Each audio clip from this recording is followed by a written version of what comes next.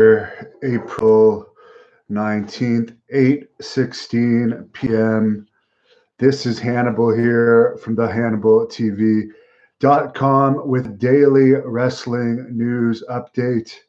Congratulations to former Great North Wrestling Canadian champion Rene Dupree, who won the Pro Wrestling Noah Tag Team Tournament Finals and then went on to team with Dr. Wagner Jr.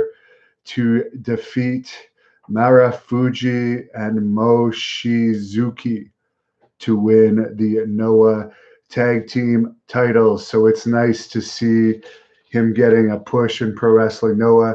Too bad it's at a time where there's no audiences in Japan. And from what I understand, there's recently been a second wave of the coronavirus in Japan. So it's unlikely there's going to be live crowds for Japanese wrestling anytime soon. The Wrestling Observer is also reporting that WWE's plans to open an NXT Japan are pretty much dead in the water right now due to this whole coronavirus situation. They're not going to be expanding too much, and they might actually be making a lot of cuts to NXT UK. According to Meltzer, he believes that could happen. One good thing for WWE is they do have a lot of talent that lives in Florida, and they're now doing their tapings in Florida since Florida is allowing wrestling despite the lockdown. It's likely AEW is going to do tapings in Florida for the same reason when they start doing more tapings. Right now, they have a lot of footage in the can. But yeah, some wrestlers, according to Meltzer, are also staying in Florida to save flying back and forth because with travel, obviously, if you're not wearing a mask, your risk is higher. I actually went shopping today and I noticed something unusual. I'm walking by someone wearing a mask and like they push themselves right against the side of the aisle and pretty much face the aisle as I'm walking by them. And it's like, you're wearing a mask. Like some people are just idiots. I think somebody put it in a good way, like the coronavirus is like a high school bully. Some people are petrified of it, and other people would rather just stand up to it. In finally, also related news, Dana White says Fight Island is 100% happening, despite doctors telling the commissions they don't feel that fighters should be fighting right now. But it looks like UFC is going to regulate those Fight Island fights themselves. So we'll know more about that in the coming weeks. It's supposed to be more for the international fighters that can't get into the US. But for instance, for Canada, like pretty much borders are locked down. So I don't see how people that live in places with the borders shut down are going to be able to leave their countries to get to this Fight Island. But who knows? UFC is worth a lot of money. I'm sure they can find ways around it through private planes and so forth. That's about it for the news today. I'll read a couple of your questions. Oh, by the way, I am going to be interviewing next week Jacques Rougeau Jr., Marlena, aka Terry Reynolds, Joseph Samel, aka the Almighty Sheik. And I posted a compilation video on JBL's bullying yesterday that has a lot of positive feedback. I'm working on a Haku compilation video now. I have a poll on my YouTube story to see what compilation video you guys want me to do next. So far, over 6,000 people have voted, and Dynamite Kid is in the lead so far.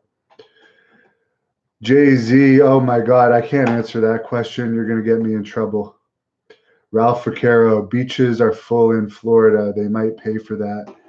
Who knows? Who knows?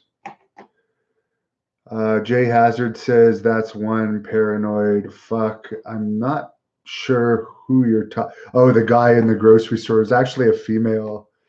But yeah, if you're wearing a mask, I've seen it. I've heard it from doctors. Like the easiest form of prevention, if you're afraid of getting this, is to wear a mask. I'd have to like pull it down and cough on you to actually give it to you. So people are dumb. I actually saw Tom Green, a video of Tom Green the other day.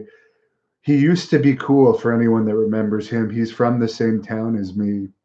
I used to actually enjoy watching him. Then I met him and found out that he's lost a lot of his coolness. He actually did a video for this channel, but he put out a video of him like spraying all of his groceries with a disinfectant and wiping them down. This is the same guy that used to like hump dead mooses and do all this crazy stuff. And he's just like so not entertaining now. It's not even funny. Deborah interview. Someone's asking, maybe. Fritz Weiss has loved the Fight Island idea. Mark Montoya, will GNW hire WWE releases? Well, it looks like things are going to be locked down for a while here. I don't think there's going to be any more Great North Wrestling events this year. The border's closed right now for at least 30 more days. We were supposed to have events in June and August of this year, but those ones are canceled. So in the future, maybe a guy like Luke Gallows I could see, but other than Luke Gallows, to be perfectly honest, I don't think any of those guys would draw, other than Kurt Angle. But before, Kurt Angle was charging $15,000 for indie appearances, and 15,000 American is probably a lot more in Canadian. The exchange rate is horrible, and you would never make that back on him. So I would say the only one I would be interested in would be Luke Gallows. Have I ever interviewed any wrestlers about their time in XPW? Yes, lots, including Sabu, who I just interviewed about that. City of Roses 79 says you can watch Dupree matches that he's having in Noah on the DDT streaming channel. There you go. Someone says lockdown is psychological ops designed to further exploit us. Biggest Richard Cranium says tomorrow's 420, dude. Yeah, well, it's funny. They usually have a big protest here in Canada on 420 in my town here, but it's legal in Canada now. But with this coronavirus thing, I don't know if they're still going to have, like, they go to Parliament Hill usually here, and there's like thousands of people that smoke at 420 on 420, but I don't see that happening this year. Malafe tipped me $2. Worst guy I ever wrestled. Oh my God. There's a lot. I don't know if I could pinpoint that, but usually I'll tell you one story from Puerto Rico. I was wrestling a guy, and this is when they were pushing me there, and I threw him against the ropes, told him to duck my clothesline. I missed him with the clothesline, and he walked a couple more feet forward, then took a bump anyways. And there was like 2,000 or 3,000 people in the crowd, and it was a TV taping in Bayamon. This would have been about 2005. And I remember that the whole crowd just started laughing in unison. So I had no choice to get my heat back, but to beat him up for real, pretty much. And that's pretty much what I did.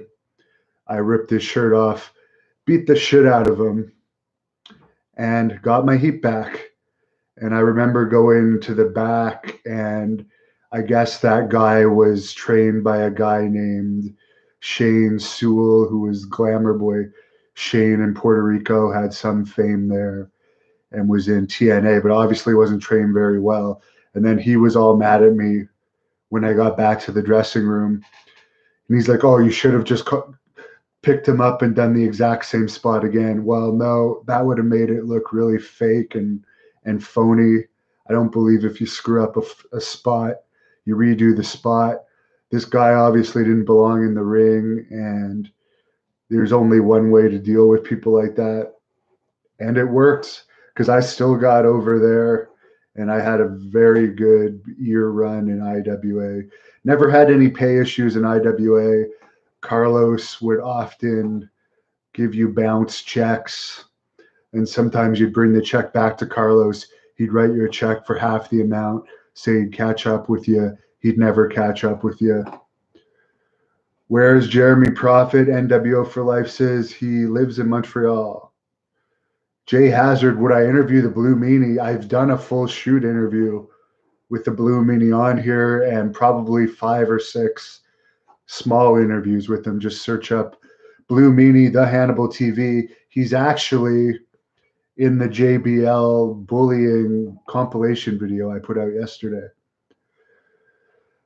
Al Hitchum says, do I think with the lockdown, all the tapings that AEW did, do I think when they go back live, they'll change their style of product? I don't know. They've lost the 2 weeks, past 2 weeks in viewership to NXT. I don't know if they'll change it up at all. We'll see. To be honest, I'm not interested in watching their product. Even the bits I've seen on Twitter, I haven't liked. Couple more questions here. Worst legend I ever wrestled.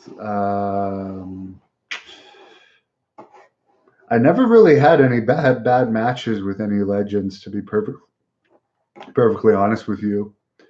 And I've wrestled a lot of them. I'll usually just adapt to their style of wrestling.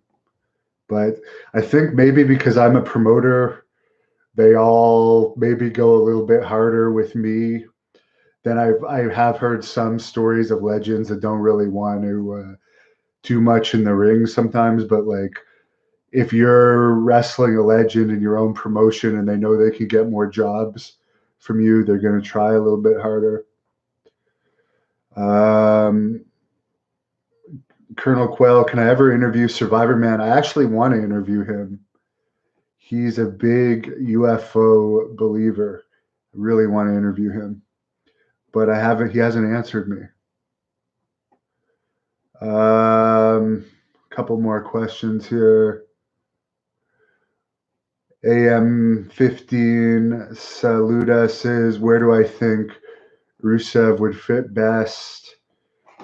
I don't know. I believe he'll end up in AEW. I doubt they'll be paying him $800,000 a year. The bad part is about all those guys that got released, like Ryder was supposedly making $400,000, Hawkins $200,000, Rusev $800,000, Gallows $750,000 a year.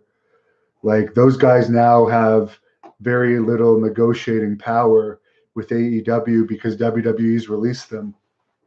So they won't be able to command anywhere near that fee, in my opinion. But Rusev, I believe AEW will use.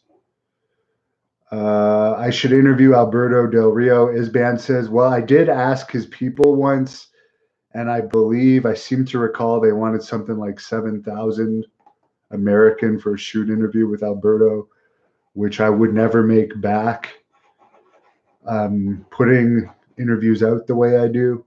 So that kind of disqualifies him. I should wrestle for MLW. Mark Montoya says, I would like to work with MLW. I like MLW the best of all the wrestling companies, but for whatever reason, I have good relationships with pretty much all of their wrestlers and announcers for that matter. So I don't know. Maybe it's that I live in Canada thing.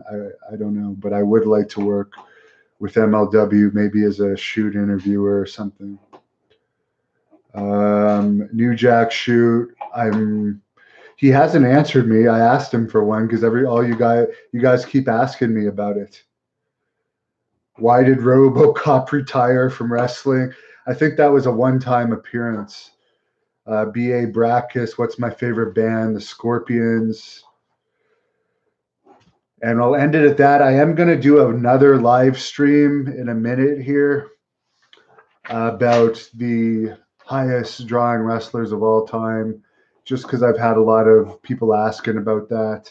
So I'm going to do that. Sam Lentz has helped bring MLW to Canada after the lockdown. I would be willing to do like a combined MLW Great North Wrestling show. I mean, Davey Boy Smith Jr. is the Hannibal TV heavyweight champion. He's in MLW. I was planning on actually integrating more MLW talent into Great North Wrestling before all this stuff happened.